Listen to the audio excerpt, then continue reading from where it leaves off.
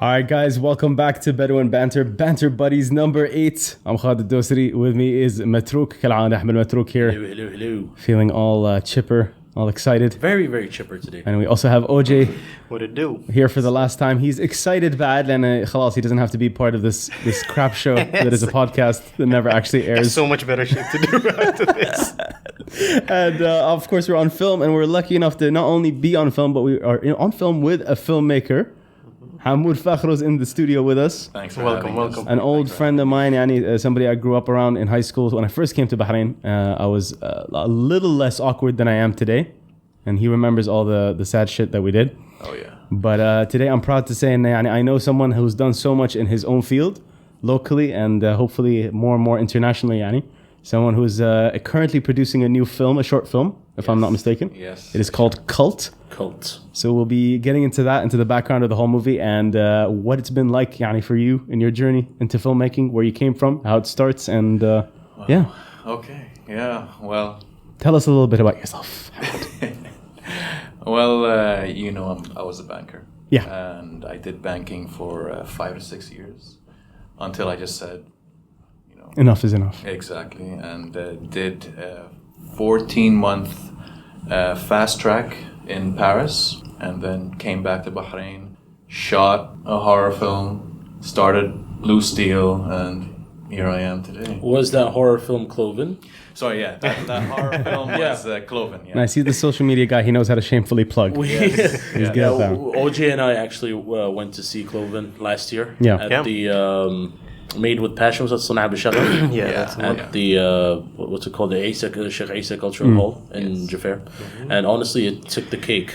Yeah, well, I mean, we both honestly agree that it was just the best thing that showed that. And you created this short film that I only recently got to see finally alongside you, Bad, during let's say it's an open mic, a curated one. And your production house is Blue Steel. Yes. And you're in partnership with a friend of yours as well, who's... Yes, so the partnership is me, my friend Zuhaib Latif, who I met at film school in Paris. And the third guy is Ahmed Salahuddin, who is a childhood friend of mine. Me and Zuhaib started Blue Steel initially, and obviously Ahmed believed in the whole thing, and he came in as well. Right. So it's the three of us at Blue Steel. So you and Zuhaib met in France, not in Bahrain. No, we met in Paris. That's very interesting. Yeah. What a coincidence that must have been. I know, yeah. So any projects other than major or short films that you guys are working on? Yeah, so the birth of Blue Steel started with the feature film that we brought from Pakistan. Okay. It was like a romantic comedy, and the director... Because those go hand in hand. When I think Pakistan, I think romantic comedies. Right. Yeah. So the director wanted to shoot in Dubai initially, and Zuhaib convinced him to come shoot it here in Bahrain. So he came for like 2 weeks. We showed him a bunch of locations that he can shoot at. Okay, then he went back to Pakistan. He was like, okay, fuck it, we're gonna do it in Bahrain. Nice. And yeah, we brought in it was around like 40 people that came in from outside. Oh wow. So yeah. Was it the one shot at Bushido's? Was it? Yes. Yeah, that's the one. One of the locations was one Bushido. of the yeah. Okay, you've done your research. No, I was looking through their Instagram page, and apparently they were looking for. We were doing a casting call, right? We were looking for extras. Right. Yeah. I thought I'd call. You submitted, didn't you? I don't look. You desperate man, you. The part. Actually, the first movie role that was ever offered to me was in a short film called Mushawish Distorted. Oh, you were offered. Yeah, I was. They approached you. No, I wasn't. Like Ahmed Matrouk. Please do. Great comedian of Stuck in Traffic comedy show. Would you please? Man, that was like 3-4 years ago. I was not offered. They predicted your success back then. But they told me you might go in. We might take you for a mechanic at a garage. Apparently, they had a. You do look like a mechanic at a garage. Definitely. Doesn't he look? He does. Oh, for sure. Yeah. You know how there's always in a zombie movie, there's always the one fat zombie, the really big one. Yeah. I imagine he would be that one. He would be a great. He would be the star though. I'd have to say you'd be iconic, and you're the one that would be on the poster. It's like it's bad enough that I was watching Zombieland with my friends the other day, and they were like making fun of me for when Woody Harrelson goes to the supermarket. Yeah. There's like 3 fat zombies coming in, and they're like, "Oh, which one is Matrouk?" No, that's not you. No, I don't make fun of you because of your way. I'm saying you're the Romero. Like, oh my God, who would have thought to create a zombie that looks like that? You wouldn't think of it. You'd be like, no, I want something fast and lean. But when you see something big and burly coming at you, and that's how ominous, bro. Respect, like a zombie bear, right? The zombie bear, yes, exactly. Sorry, going off topic, typical Bedouin style. Typical. We were saying you met and you were working on this project. You wanted to go on a tangent on how you had done a similar project in Bahrain. And is there a comparison, do you feel like, with how you started on a community level with Hamoud? Like, I was never a part of the Bahraini filmmaking community. Sure, I had a movie blog that I wrote reviews in, but that's been inactive since I don't even know when. I was majorly into movies, but for some reason I just lost interest. Now I'm regaining traction. Yani I'm meeting like filmmakers like Ahmed Zayani, like Mohamed Fakhro, and it's and OJ. Yani, it's just it's restarting the fire. Yeah. You know what I mean? It's really nice to see Bahraini filmmakers making proper movies. Yeah. And I'm really excited for cults. Yeah. That's true. I think that's a key word, a proper movie. And I think what really attracted both of us, I don't know about you, but especially for me, to Cloven, was that it's, at least on the surface, it was a complete film. Yeah. You guys got all the elements right. You got the image, you got the sound, you got the lighting. Yeah. It's something. Yeah. When you watch a Bahraini movie, there's always something missing there. Yeah. Yeah. I mean, it's different for me because I'll always point out the mistakes and of course. When you make something, it's always Yeah. But I know it's very the reception that we got for Cloven. I was very taken back by it. I didn't expect it. First of all, when we finished editing the film, I was like, okay, cool. This can work, Yeah. So and I was surprised with the reaction from everyone for Cloven. We were all very grateful, and I have a lot to owe to my cinematographer, who was my partner, Zohaib. So Zohaib, my partner, is a DOP. Oh, okay. So he's the one who. Okay. Oh, he shot. Those shots are beautiful. It is. Yeah. It is a beautiful film. It's like a beautiful. The color correction, everything else on it is just on another level for me, and I enjoy when I see it in a genre like that. Especially here, you don't get to ever see that kind of a quality. I have to admit that I'm not the biggest fan of Mahmar. I literally have a whole stand-up set dedicated how I'm sick and tired of our one mythological being Mahmar. So I appreciate the fact that you guys did everything 99% and disappointed me only in the last percent. But you're making up for it in this new movie. I hope so. I think you are, because we've had this conversation already. Yeah. And I'm a huge H.P. Lovecraft fan. Huge. Is it H.P. Lovecraft? No, I don't want to get into what it's specifically about, but there's influences, let's say. Is there because look, Issa Swain, the co-writer who was writing Cult with me, he loves H.P. Lovecraft. Yeah. And I don't know, I gotta ask him, did he inject a little bit of H.P. Lovecraft hints in the script? There is a little bit of the Cthulhu and all that bullshit. So Cloven, at the end of Cloven also, when she turns and everything, and you see that's a little bit H.P. Lovecraft, because it's got the tentacles. Of course. Right. I don't know why we decided last second to do that, to be honest. I sent the guy reference pictures from Blade Part 2. Right. Because in Blade Part 2, the bottom half of their mouth it opens and opens. Exactly. So we showed him a picture of Cthulhu, something tentacly like that to come out. So I think he mixed it. Yeah. So we mixed that. So it was Blade Part 2, how the mouth kind of opens up with a bit of Cthulhu. And there's something about a monster opening up that just is so freaky, especially if it's coming from a semi-normal place. It's a woman, she's fine, everything seems fine about her. Then you look down, you see the hooves, and you went the next step. You know what? There's. I agree with you on that, but there's one instance where that did not work. Remember Ghost Rider 2006? In Ghost Rider, there was the first one. I don't even remember that. I don't know how you remember this. Bro, I love that movie, man. I kind of remember the second one, not really much of the first one. It's Nicolas Cage. Where you love it because it's bad? It's so bad, man. It's so bad. I'm just making sure. And it's Nicolas Cage in a bad movie, okay? You can't get more, بصراحة. But you have the scene where one of the villains, they do like a jump scare where he looks at you and then he opens his mouth. And Yeah, you don't. But that's a jump scare. It's not the same thing. I feel like it's just it's like when you first see the Predator for the first time. Yeah. And like there's always that face. It's staying silent, statuesque. It doesn't move. It seems almost dead. And then there's the reveal that no, there's something much deeper, much more vile, much more alien to you. Yeah, I said alien. You want to mark that? Time. 11 minutes on the dot. Okay. There's a running joke on the podcast. Yeah. Whenever he says alien, we have to give him shit for They it. have to give me shit. Well, But no, I mean I agree with you. If the monster slowly opens their Yeah. mouth, Yeah, this one. It's a reveal. Yeah, Yeah. The reason to answer your question, they give me shit for it because it's like I don't. There's like 10 degrees of separation from me to aliens at some point in every topic. so it doesn't you like matter. aliens or alien, or you just talking about aliens in general? You can see the skull right there, and that answers your question. Wait, so wait. that cranium on the left hand Oh, side. shit, okay, Yeah, I that's the see. xenomorph right Wow, there. yeah, So yeah, I'm a huge. I started off as the two movies that I love the most when it's related to an alien of some kind. Yeah. Is Alien. That is a very nice piece of. Yes, it's made out of foam Yeah, though. it just looks It looks good. really fucking cool though. I know you does wouldn't be able look- to does tell, look right? cool. I would Yeah. love to have that. Right? Yeah. You want? You can have Be it. crazy. No. You can then. Just So guaranteed. which one are you? Are you alien or aliens? Both. Both. I, Huh? yeah. Okay. Not a fan of the later movies, even though I can still enjoy them. But Yeah. definitely, they're two. The only genre that, the only movie trilogy or only series of movies that I felt like both stand alone on their own, as if they're completely different movies, but still work. Yeah. Yeah. They're two very different Yeah. films. Very Yeah. different. One's a horror thriller, I think. Yeah. And the other one is an an action. action film, action Yeah. sci-fi. Yeah. But I've never seen that happen ever again, where somebody Yeah. does a sequel that is completely different. Maybe Terminator, I guess. Yeah, you can only say one. Yeah, that. Terminator. Yeah. Slightly. Anyway, how do we get to this point? We were talking about something You else. said alien.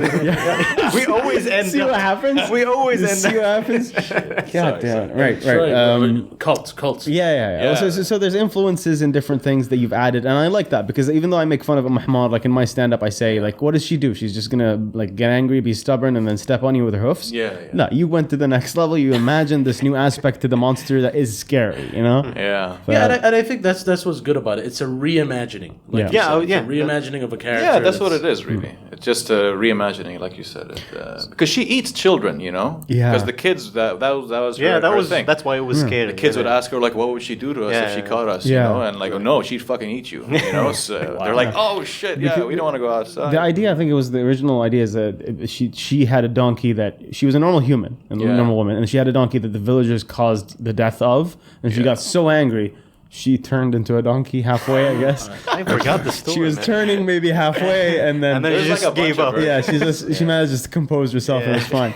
I don't know. Whoops! What was I doing? There's some old mythology, like old ancient mythology. You're like, oh my god, this is brilliant, and then some of the others, you're like, this is hack writing. Yeah, sure.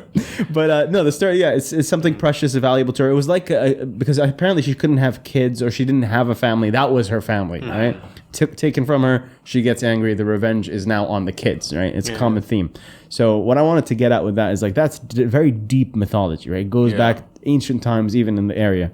There's so many versions, too many versions actually. So what gets you thinking, hey, I want to, because we asked this question in the podcast, why doesn't anybody delve deeper into our mythology and take their own creative license? Yeah. You guys are doing that. So what was the reason behind it? I mean, for Cloven.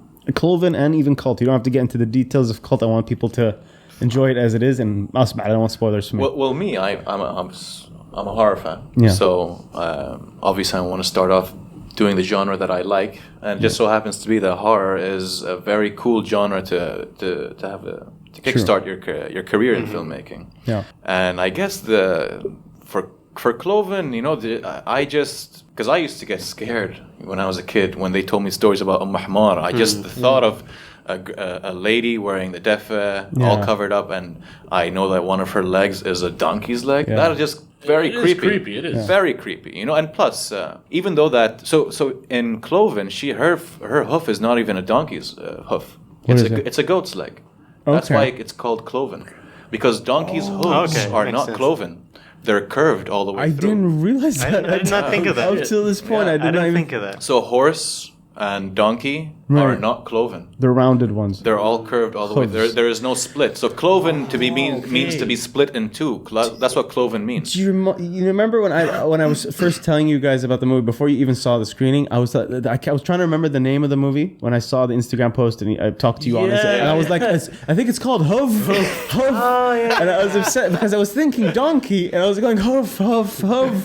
Now it And we makes were sense. like, what the hell is he saying? Yeah. We actually thought of hoof in the beginning to call it hoof, but we just thought hoof doesn't There you sound go. like a horror Yeah, no, title. it doesn't. Cloven is a good We title. thought cloven, and Yeah. because the letter V actually helps in coming up with a horror title. Yeah. The V is a very nice letter for a horror title film. That's true. Yeah, cloven.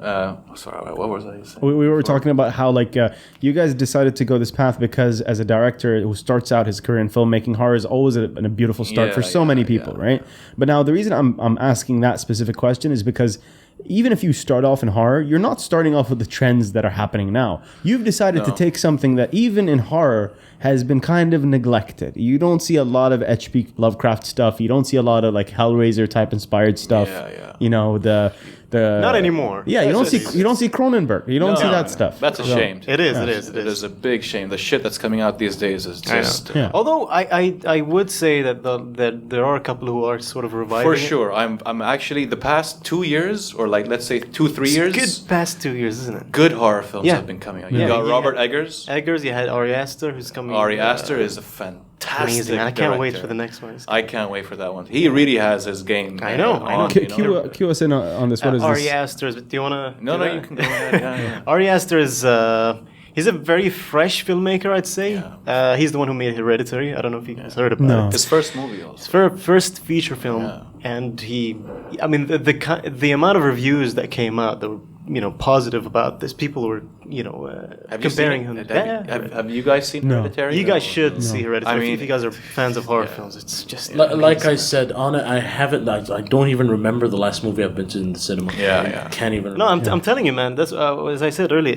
It's a really good past couple of years for especially the horror films. Yeah. You have The Witch also. The Witch. You know. I heard The Witch is good. Do you guys then, as people who are obviously are bigger movie buffs than I am, and you go regularly to kind of scout all this hidden talent, do you feel like movies were neglected for a while because you had a renaissance on TV with all these HBO shows and all this other stuff? Like, are movies now coming back to that? Do you I feel? think horror films are. It's so far like OJ said. So I call you OJ. It's okay. people know it's not his real name. Sultan is dead now. I think the past 2-3 years it's been looking good, and no, But- it's I don't know. Sorry. Go ahead. I don't know. I don't think it's necessarily TV that made horror sort of die out before these past 3 years. I just think it's the next generation of these filmmakers that are coming out, like Ari Aster and Eggers. Yeah. They're even when you watch interviews of these people, they understand, or they're horror very fans. normal people, And- and they're very smart. In my opinion, they studied this kind of stuff. in my opinion, I think TV kind of killed was going to kill cinema as a whole. Yeah. Since the early 2000s up until now, people turned their attention to TV more than anything. Horror in of itself was already a neglected genre. It is a niche genre. It is a very niche genre. You have a genre that's neglected, and then you had all these shitty movies coming out in let's say from 2005 up until 2000 and whatever. Now, let's say now, you had all these shitty movies. The hard hitting genres, the dramas, the whatever. They're not that good. Right. Yeah. As in because dramas. I don't know. Downton Abbey is kind of my thing. Fuck Downton Abbey, man. It's my jam, yo. Yeah, you were talking about TV. No, I'm talking about how TV drama, killed movie drama. Well, you know what I mean? No, I don't think it's just that. It's also like there's a lot of network because there was so much competition from these smaller cable network people. They were like greenlighting everything under the sun. Like unless it was a Marvel movie that was on cinemas, you were just seeing shows left and right with. Yeah. There was suddenly like actors and writers and they weren't seeing TV as this step down anymore. No, we are still in the golden age of television. Yeah. Oh, yeah. I agree. You I are agree. seeing production like I just saw a miniseries called Chernobyl. Oh yeah, I heard that was good. It's like Oscar level production. Yeah. You know? I want to watch that. Yeah, yeah. I mean, a lot of filmmakers are moving TV as well. I mean, the last David Lynch series, Twin Peaks? Yeah, Twin Peaks. Yeah. Season 3 was amazing. Now- you see big names now. yeah. Speaking of names, this is a good angle I wanted to get into with you. You're also, I see when I look at the credits, Yeah. there are a lot more Arab names in movies overseas, right? You do see a lot Much more international names is all over. It's a global audience, right? You got a guy with his last name is Ali. He just won his second consecutive Oscar. No way. Marashala Ali. Oh, Marshall Ali, yeah. Yeah. All You know. represent. What did he work on? So he won his first Oscar for Moonlight. Moonlight, yeah. No way. And this one he won for Green Book. Oh no way, that was him. Okay. Yeah. He was.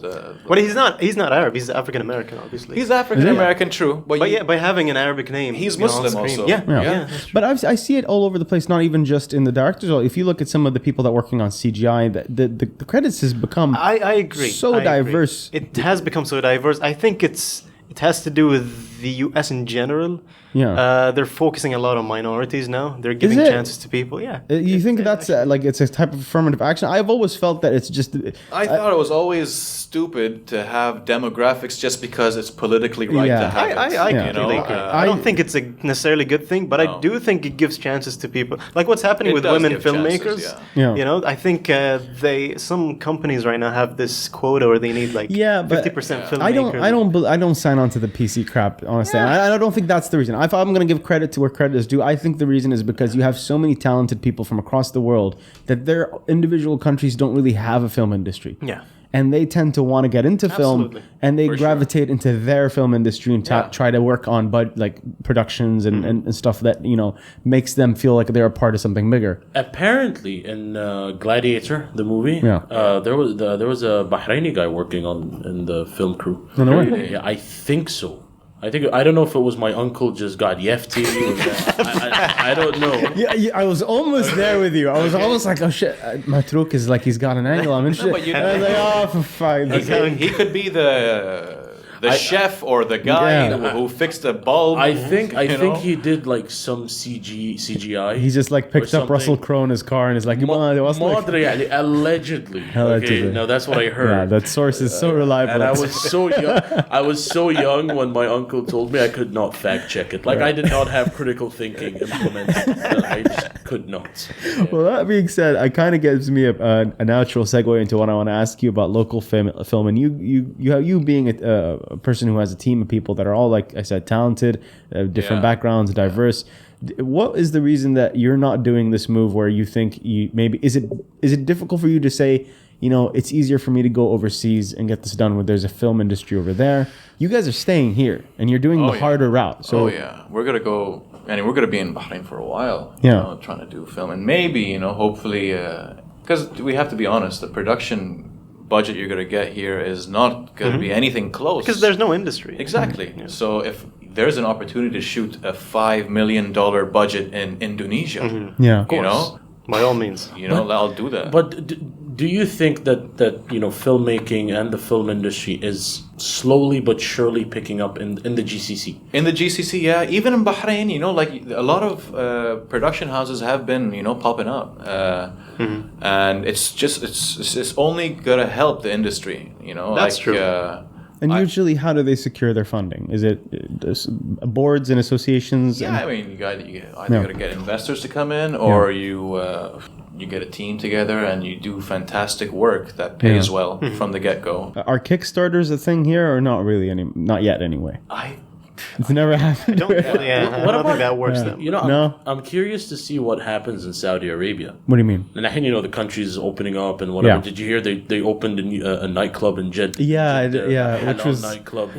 Wow, it's a whole other podcast episode on its own. Yeah. But I'm curious to see, because obviously Saudi, big money. Is there a chance they would invest in a film? I think they already have invested in. Done. Yeah, I've met a guy called Todd Nims who used to work. He grew up in Aramco, and he was one of the first people as an American who lived in Saudi who got together with a lot of the people that basically were, that worked on the original cast of Tilvaz and all the smaller productions. And that was the original attempt to kind of get younger the younger crowd, people of my age, to go out and do filmmaking and kind of come up with their own production and network them together.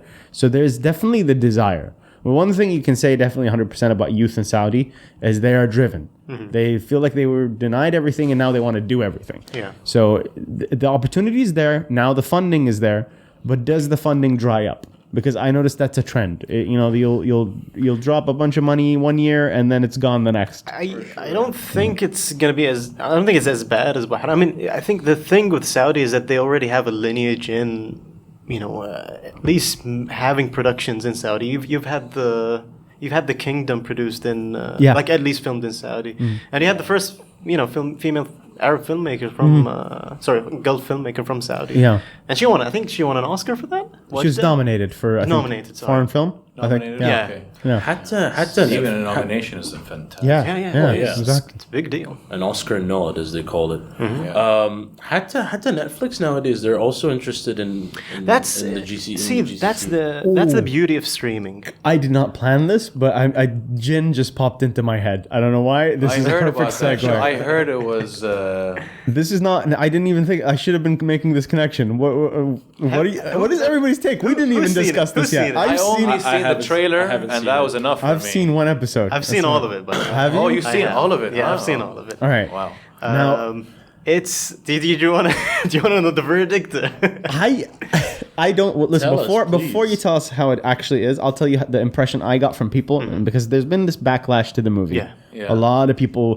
Is it a movie or a Sorry, a show. It's a series. Yeah, it's a series. It's half of a series because I think Is it it's like only a miniseries? No, 'cause I don't think they released every episode. Okay. Because it cuts off like somewhere in the middle. Because I think it's 5 episodes. Yeah. It was like a limited release or some kind. No. Okay. So my impression of just the first episode, it's definitely a soap opera. So it's hold on, a better description. I could easily see this show on the CW. Do you know what I mean? Like teen vampire movie, teen zombie movie. But let me tell you something. Right. Let me tell you something. Isn't that already a step up from whatever we see on TV? Yeah, 100%. But I would never be offended from it because I don't take it seriously. You know what I mean? The writing, the story behind it. That's true. So the question I was surprised about is why so many people were angry over it. And to be honest, it's because one nation is being represented by what they consider a minority. Not that they don't exist. The kids in the movies are very much chicken nuggety, same as us, and they have habits that might be westernized. Plus, their Middle Eastern background. But people don't like being misrepresented. They don't like things like being blown up. Why? I don't know. Why? Okay, you've had your Saad Abdallahs, your whatever, these old school actresses and actors from Min Khalij.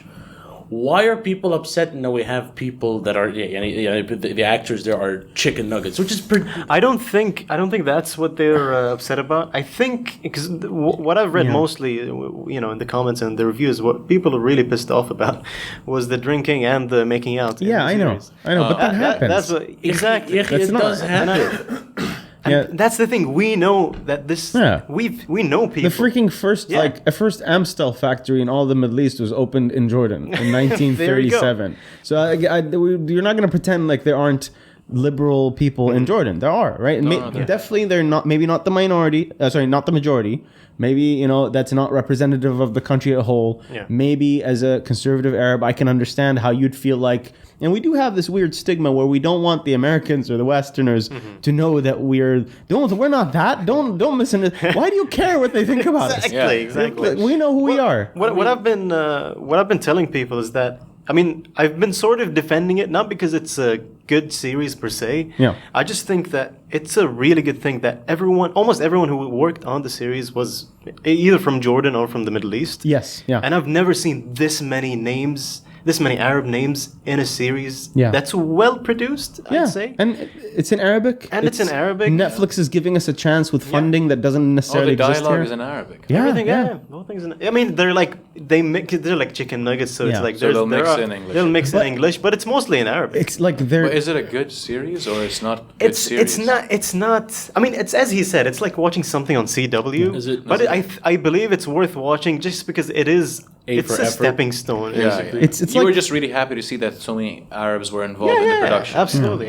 And that somebody outside of our region decided, hey, we feel like we want a show that is produced by Arabs, funded for Arabs, and you guys get to go and run with it, you know? Yeah. So in that sense, it's a really good thing, because even if you don't like jinn, you can at least, as an artist or as a creative or somebody that has been asking for so much change in the Middle East, this is a step in the right direction. Oh, this because is great to hear. Exactly. Really great. It gives other Arab filmmakers hope that they can actually approach people like Netflix. Absolutely. I mean, like, it's like we have a platform now that it's a show that, you know, if you're just, like I said, if you watched it as an American show, you would not watch it if you're not into Smallville or like something that's of that type. It's just Smallville with jinn. It's pretty like standards. Yeah, there are a lot of cliches. Yeah, you can see exactly where it's going. So to me, I'm trying to look at the positive side of it, like you said, as in that if they're going to greenlight that, maybe you or somebody else can go and get their movie or their show made, because they're willing to take risks. Because let's be honest, Netflix is throwing money left and right at whatever. Oh yeah, for sure. They don't care.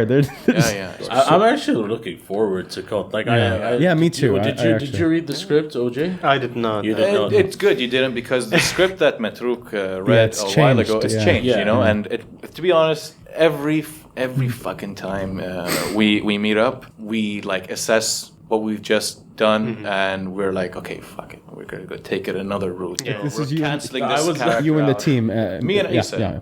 Me and Isa, and my fiance Eleanor as well. Like, she has been really patient with a lot of things. She's the real silent investor, you could say, in all of this. Oh yeah, she is. I was having a back and forth with Fakhro one morning, and when he sent me the script to Cult, and I was pitching some ideas to it. As you would. I was just man, here's a better idea. How about you ditch like the 20-something Arab kid and go with like, how about like a 40-year-old looking 20-year-old that could be a mechanic? Bro, that is. How about that?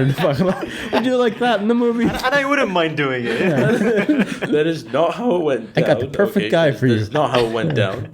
But I'm just hoping, like, if I see a hint of my your influence recommendation, maybe. influence, that would be very flattering. Sure. See, now you're making it awkward. Because it's gonna happen. Hey man, you do what you can, okay? In any case, I was going to ask you now, that being said, you're going to submit this and everybody... Yeah, but this is, I mean, all we've got right now is Cloven and a script for Cult. Right. You know? So let's assume everything being what it is, natural conclusion, all this gets made, you go through it, you're happy with it, and you submit it to somebody like Netflix, right? Yeah. What is your biggest fear at that point? To be honest...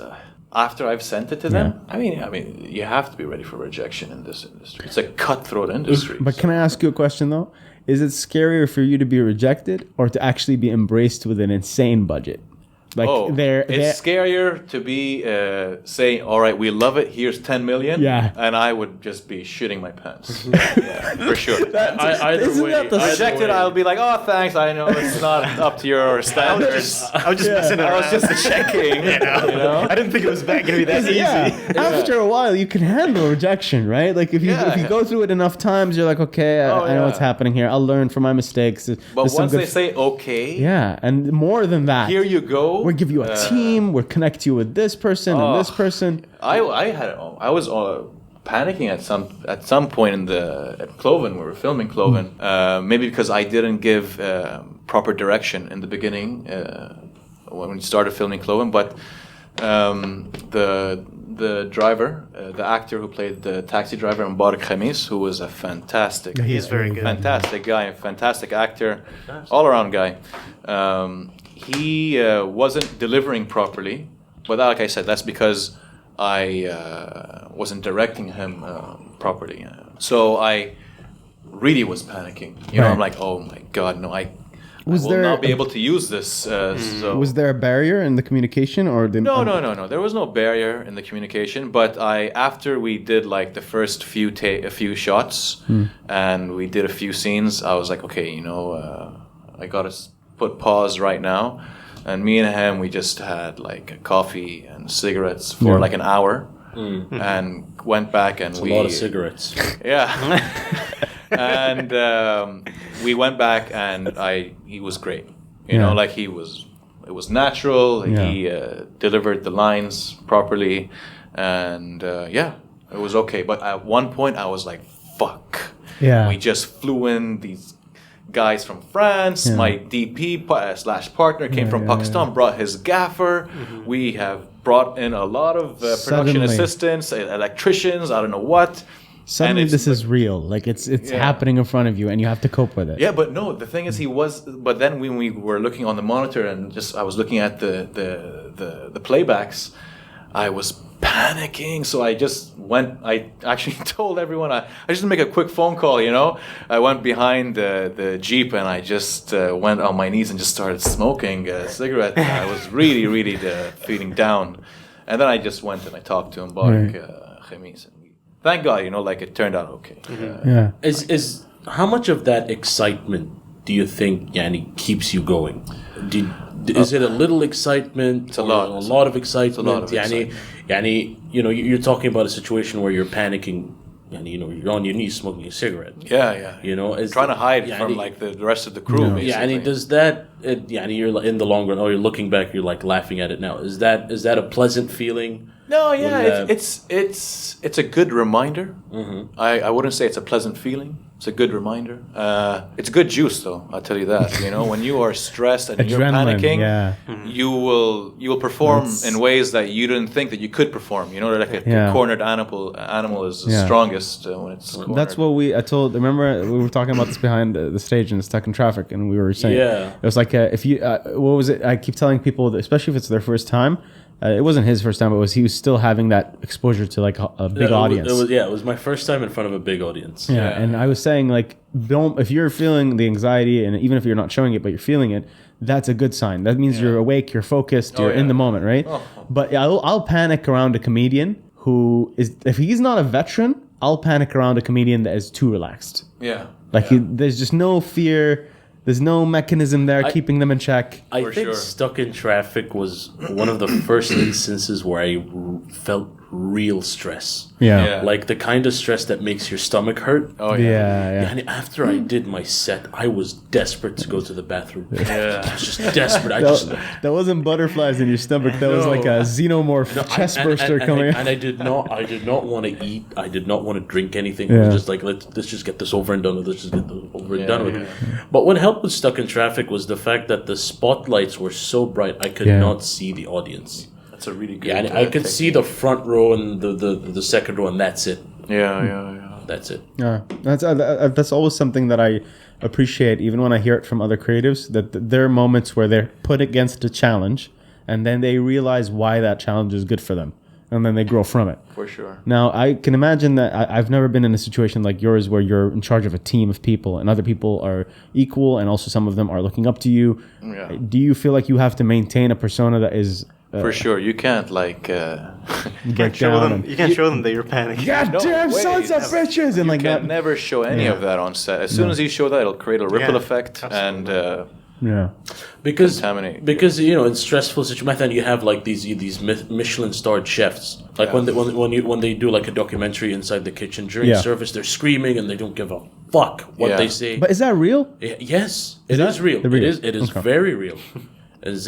So I'm just wondering, why can't you do that when you're filmmaking? Because, when you're filmmaking, you're trying to achieve a goal and you're trying to lead your team. And then, like they say in restaurants, service is service. Whatever is said to you, whatever is done to you during service, don't take it personally. But there are directors like that, but for me, who was a nobody, how could I act like that? If I was Roman Polanski or Stanley Kubrick.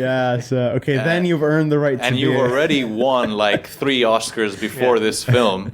And if you say, no, this pen is blue when you're holding a red pen, it's a blue pen. He's holding a green light. Isn't that crazy? That people are willing to accept a certain level of douchebaggery, just as long as you're a certain level of successful. It's like there's a graph, a scale, It's like Kanye is way over here. Kanye's somewhere else. We'll handle it. Don't worry, we'll handle it. You've given us gold. I think some people give them a break because they know there's some kind of genius behind that. But I don't know if that's necessarily a good thing. For sure. Do you think that's a process, or do you feel like that's just a lie they tell themselves that that's a process?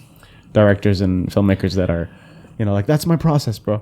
I just freak out and break chairs. I don't know. I think it's just that vision that they see in their head, panning out like from the beginning to the end. And if anything comes in between that vision, he'll attack him. He'll attack that person. Because you're putting yourself out there. You are the one that's going to be taking the blame for everything in the end of the day. That's a fear. Yeah, yeah. Of course. If the film is shit, they're not going to look at the gaffer or the DOP or the whoever. Yeah, you're the one that's carrying that fear. Yeah. DOP is director of photography. Yeah. No. How much influence do you take from daily life, like in terms of working a movie? That's a good one. It's when I was working at the bank, the first 2-3 years of my banking career was in retail banking. That was a real horror right there. I was doing customer service, so my job was basically like my title was sales consultant, but I was basically doing customer service. I had a little machine in front of me. I'd push it for the next customer, and just customer after customer. So I got to experience a lot of different types of people, and we were in Isatown Financial Mall. Oof. So it was hot spot. Very hot spot. It was crazy stories there. So I think life experiences will, either make you a really good filmmaker or know how to deal with people. Yeah. Have you ever met someone like so unique? Have you ever dealt with someone like so unique? You just like looking back at it now, you're like, I have to include someone like him in one of my movies. There are like crazy people. Like there was one old guy who came to the bank and he didn't want to take a number and wait. So he came to me. He's like, please, man, I just need you to help me fill out this withdrawal sheet.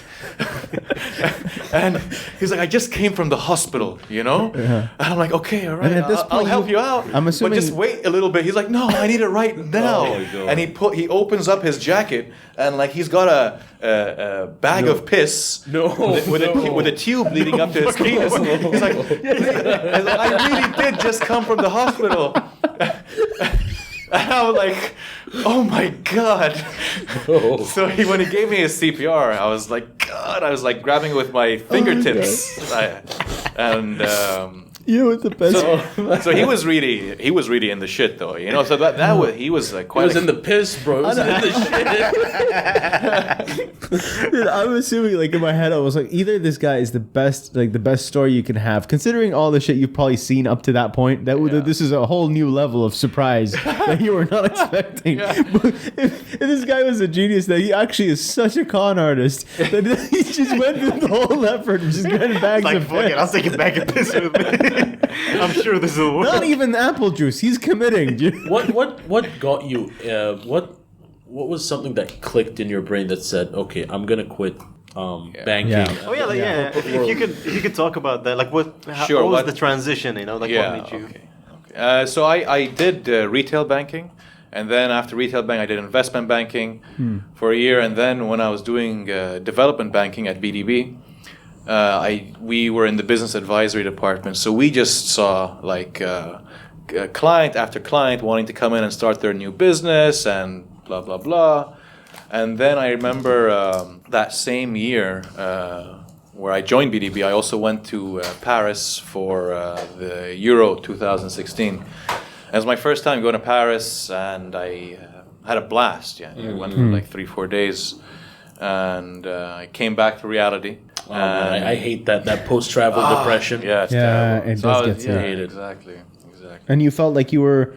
It's like every time I go on a trip like that after having a job where it's just a routine. Yeah. You suddenly wake up to the fact that no, there's a whole different world out there. Oh yeah. Is that the experience for you? I mean, no. I mean, I went to school outside of Bahrain, since 2007. So I knew that there was that whole new world out there. But you can forget with the day-to-day once you actually like... Oh, sure. Man, tell me about it. Yeah. Tell me about it. Because you have to shut down a part of yourself to be able to like go through that, no? Oh, yeah. After I came back from Amsterdam, honestly, the first few days I was still in Amsterdam. Yeah. But then you get into this routine, and as much as you don't want to block that part of your brain that thinks, there's opportunities, there's all that out there. Yeah. Yeah. So you have to You have to kind of like burn some you have fires. to numb yourself. A bit. For sure. Depends. Especially if it's a risk, because let's be honest, it's always most of the time for most people that's a thing that they have to do because they're responsible, because they have people they take care of, that there are things they want to live up to, that they feel like, I have to commit to this. Now, for you, the experience you decided it wasn't. You wanted to do something that you were always thinking about, or was it a spur of the moment type of thing? So when I was in Boston, and when I went to Boston in 2009, I wanted to go to Emerson. I wanted to go to Emerson Film School, and I wanted to start fresh at Emerson. And obviously, my mom and my family members didn't want me to do that. They wanted me to, because I did a year at NYIT, and then when I went to Boston, I was supposed to which I did transfer my credits from NYIT. So I just took the safer route and just got my credits transferred and finished up my business degree at Fisher College instead of going to Emerson. So I did 3 years and then I got my bachelor's in business. Came back, went to BBK, went to EMP, which is Emerging Markets Partnership, the investment house. And then after that, it was BDB. And then after BDB, I was just... Was there like an uncontrollable urge to sort of break out of that cycle? I guess if I would frame it in a different way as well, but the same question, was it a build-up, or was it a one guy? Like one guy walked in with a bag of piss or some shit, and you were like, "That's it." No, it was definitely a build-up. It was a build-up. Yeah, okay. It was definitely... I always loved filmmaking. And okay, let's say I didn't get into filmmaking very early, but since I was 5 years old, I was watching movies. I remember films from 4 or 5 years old watching them. So I've been a movie buff my whole life. My whole family have been movie buffs. My brothers, my mom, my dad, my cousins. My and I'm assuming there are other creatives in your family as well. Yeah, so my older brother did filmmaking. He went to King's College in London to do directing. Yeah. And then he went to New York to do acting at New York Film Academy. Yeah. Oh, wow. Okay, so there's a precedent there. Your family's used to this. Yeah. It's very... Yeah, accepting at least environment in that sense, right? Yeah, for sure. So what was the build-up leading to what do you think was the reason you decided it was different for you? I just said I had to do something before it was too late. I didn't want to basically just stay in that industry or that. I didn't want to do anything I didn't want to do anymore. And honestly, I could see how Fakhro's story can inspire a lot of young people out there. Because when I got my start in stand-up, I was working a 9 to 5 at a dermatology clinic. It was a part-time job. Wait, I don't know this. Seriously, First time I hear this. I was working at a dermatology clinic. It was a 9 to 5, 6 days a week, and that was not the life that I wanted. I was I wasn't depressed. I was just خلاص يعني تعرف I'd walk into work, my hair was all fuzzy, and I was like, fuck this shit. I did the open mic at Ravens, and then after a month I quit. Yeah. I was fired, but they had at that point I was just like, fuck that. I'm just gonna don't want to interrupt the conversation, but for people watching this, the lights have crapped out. All right, the cameras are dead, anyways. Oh, are they? Are they dead? No point. I think they died. They probably died like 10 minutes ago or something. But it's okay. We'll put photos of us after the video. So awesome. Right. So that's my perfect example of how filmmaking could go wrong at any point, and why people have asked me, why don't you guys do film on the podcast? Yeah. My God. Yeah. Right. Anyway, at least we still have the audio. Sorry, I was interrupting you. You were talking about that direction and path in your life. And me as a 21-year-old millennial, whatever. You're 21? Yeah. Oh, okay. Right. I told you he looks 40. He looks like he's he does. He's a mechanic. He's ready. It's the beard, man. If I shave it, I'll look like a baby. Trust me. It's true. But that frustration, I get it. I get it. And خاصة, people my age, they're full of energy. They want to transfer. They want to do cooking for a week, and then they're going to transition to D&D, and then they're going to transition after Stone. They're not old school. They're not built for 9 to 5. Exactly. Yeah. But there are no platforms for them in this country when it comes to diversifying their. There are no platforms, sure. But when we started doing stand up, there was no platform to do stand-up. Yeah, but stand-up is different. It's not something that I mean. Let's say I do understand what you're saying. I understand your point. What I'm saying is that let's say someone like I don't know, someone wants to do physiotherapy or something, you know, or I don't know. Give me something like this, something niche. Something very niche. Yeah, like I want to mine for lithium. Or yeah, something. there you I go. have no idea.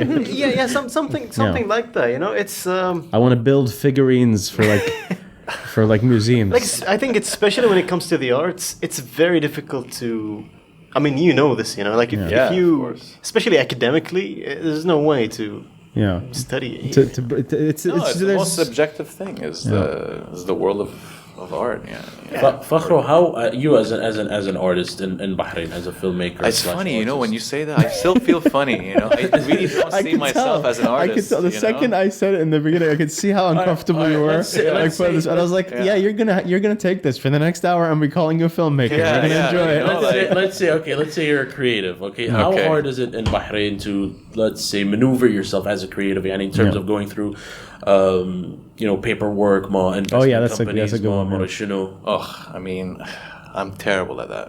Oh, really? In terms of paperwork, you're talking about? But like even the language, like you know how like I told you that some people I know that are creative, that benefits them when they have a business background, even if they're not good at business, but they kind of understand the people there. Yeah. I mean, Do you feel like your background in finance and banking and all that stuff, it actually helped you? I mean, it all helps. You know, all the experience I had, I guess, helps. But in terms of running the company as a business, I have two other partners with me. Yeah. You know, and I am very lucky to have both of them. Yani, the vibe that we have with the three of us, it's very rare, and it's just like 100% transparency. You know, there's nothing that we don't talk about, or nothing.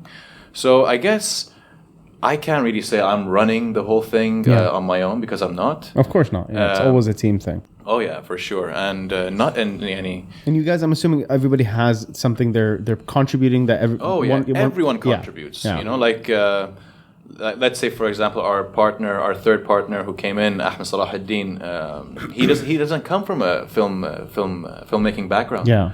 But he believed in the company, and he loves films. You know, he loves movies. Since we were kids, I mean, I saw Exorcist with him for the first time when I was 8 years old. Are you a big Exorcist fan? I wanted to ask you that question. And Of course. Then in cults, it was In Cloven, the opening is like the Exorcist. With Adhan, no? With the Adhan. That is really creepy, dude. Yeah. For real. And hatta with cults, some elements in the script that I saw. Yes. I won't say, but you know, right? Yeah. You know, they're very Exorcist-like. Yeah. Which I like.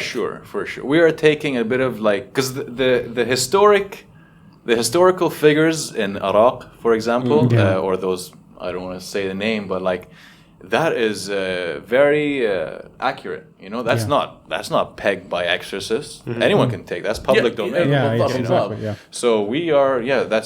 We're. Exorcist is one of the greatest horror. It's probably the greatest horror film ever made. It probably is. It's not my favorite, but it's the best horror film. What is your favorite? I don't know. That's a good answer, A top 3 at least. A top 3. Oh, we don't want to put you on the spot. Yeah. Then I already have If it was my top answer. 3, maybe Exorcist would be in top 3. The Thing is one of my favorites. I was just gonna say the Thing. know, There, you Thing, won me that, over. Was that The Thing for me? It's The Thing, Alien, and Alien, the first one. Was the Thing by what was the dude that directed Halloween? Was it John Carpenter? John Carpenter, yeah. One of my favorite directors. Because it's not even for me. What made it brilliant wasn't just the fact that there was a monster, and this monster is scary enough as it is, but there was also the psychological aspect of people being scary, and you freaking out over isn't he? Yeah, it's fear of the unknown. Yeah, the whole time. That's what it's about. It's the whole pretty time. much ahead of its time as well. Oh, yeah. It's Yeah, still, big time. you know, watching it today, it's still so. I just love that movie. It's one of my So when you were saying earlier, you know, like how the horror genre kind of went to shit and it declined. In fact, I read a few reviews. Horror has been the most consistent genre throughout the beginning of film. Yeah, but if you're consistent, doesn't necessarily make you For sure. good. Yeah. for Right. sure. But there's always been horror. Yeah. From the, Yes. from the Yeah. early 1900s till today, horror has remained the most consistent. Fair enough. It's Fair enough. Yeah. Best for let's say. But there have been declines. there have been For major- sure. I major feel like we declines. I'm talking about like over the past 100 Yeah, years. Okay, the because average- that's the Yeah, ironic yeah. thing is like today, whenever I talk to any of my friends that are not necessarily very geeky or very like not in love with movies or books, whatever it is, you bring up either horror or sci-fi, Yeah, right? yeah. And usually it's associated with like that reaction of like, it's- Especially when the sci-fi comes yeah, in. exactly. They're not But- taking that serious. No, they're not. Yeah. Even though the beginning of those genres were like literary masterminds. It was like Mary Shelley and the ideas behind them. It was brought into literature because it was a challenge. You know, how do we come up with something that nobody ever thought of? The universal horror films, basically, and German Yeah. expressionist movies Yeah. from the 20s and whatever. That was that was Genesis. Yeah. For horror movies. Yeah. So knowing that, right? If we all like kind of agree, we're all in that same field of people that love this stuff. We absorb it in our pop culture. We absorb it around our family and friends when we grow up.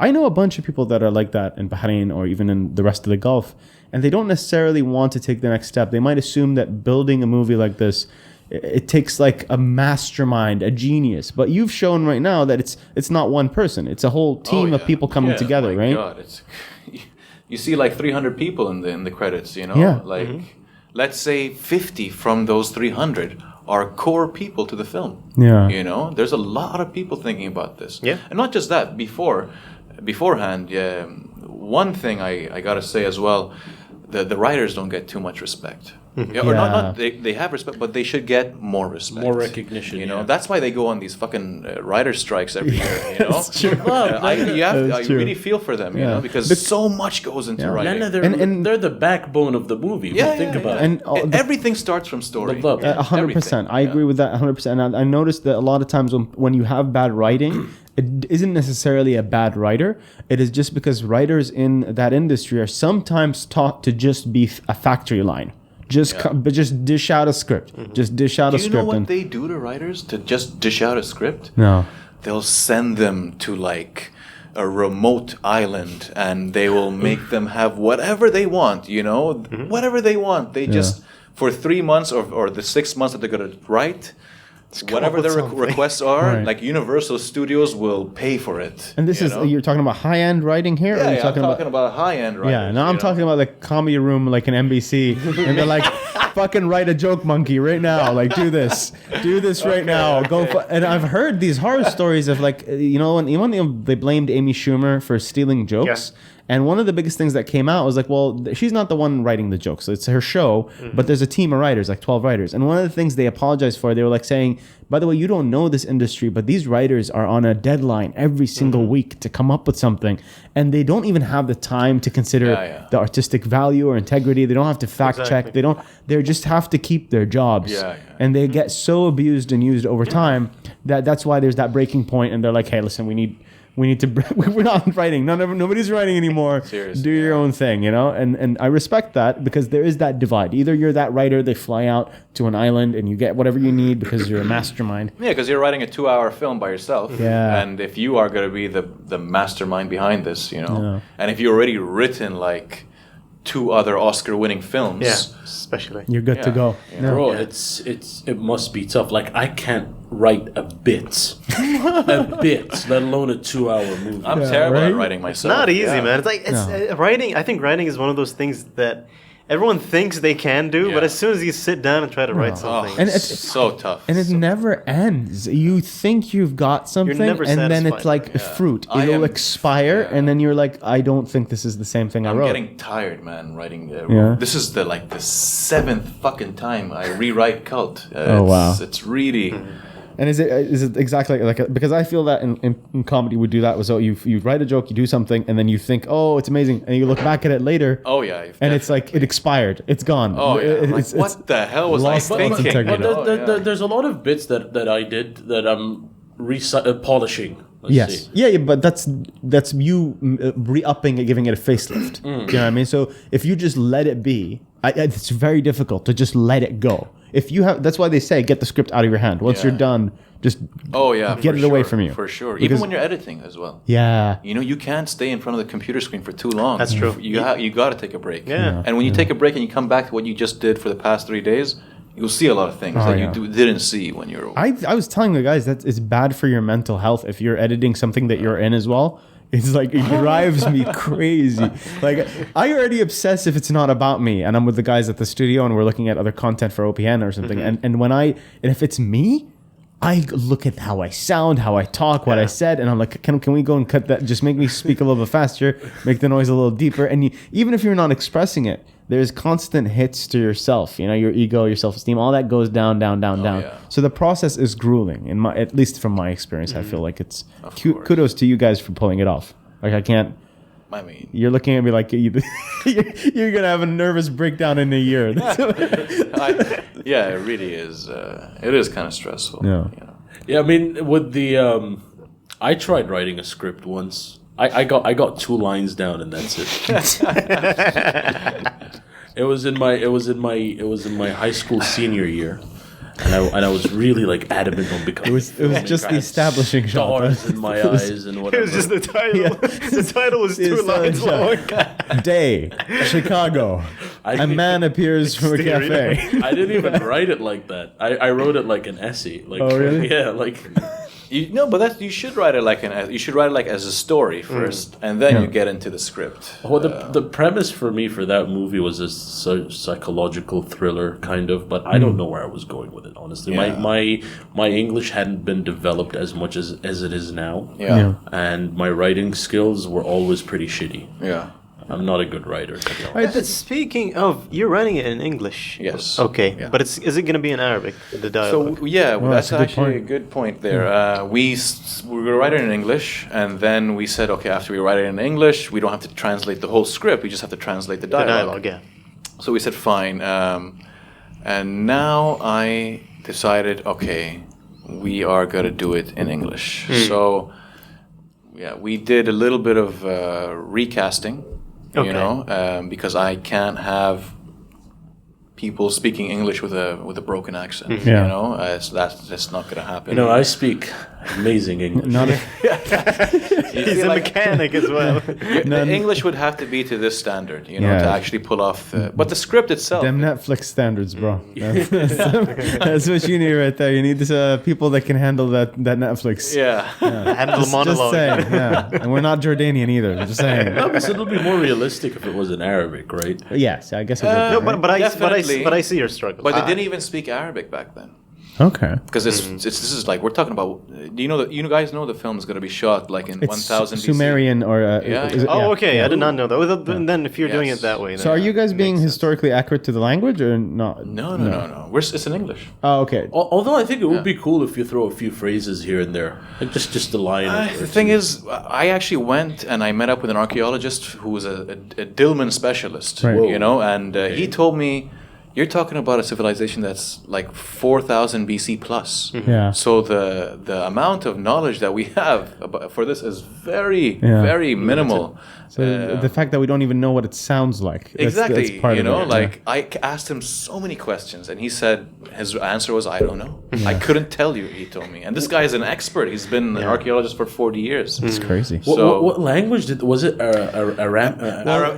Aramaic, yeah, Aramaic. And you had Sumerian. You Yeah. had, so it was during the days of like Mesopotamia, Samaria, and you had Babylon like, and Babylon, all that shit. That's crazy. That was a whole other world that you.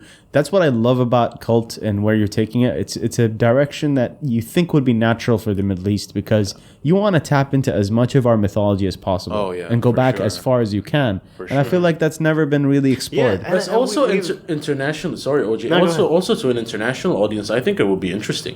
Yes. I think it's more so, like just putting Bahrain on the map like that. Yeah, no, Oh definitely. yeah, like definitely. just did you know that for the ancient world, right? Bahrain as an island, it was the idea of it being heaven, right, or the Garden of Eden. It comes from the old empires, the old ancient world, believing that there were immortals living in the island, people that lived for Yes. so long in a paradise, Yeah. right? Yeah. And that everybody that died in those kingdoms of faraway lands, whether they're nobles, rich men, The kings. burial mounds. Yes, they wanted to be buried here. Yeah. Because this would mean maybe their resurrection and immortality and an afterlife that's glorious, right? So that is such a rich, it's kind of like a Mecca for the dead. Yeah. You know, people came here to be buried. So all you're seeing right now is the most international graveyard there's ever been. Really. For sure. Like they didn't even know like we're No probably wonder we have so 90% many were palm kingdoms. trees.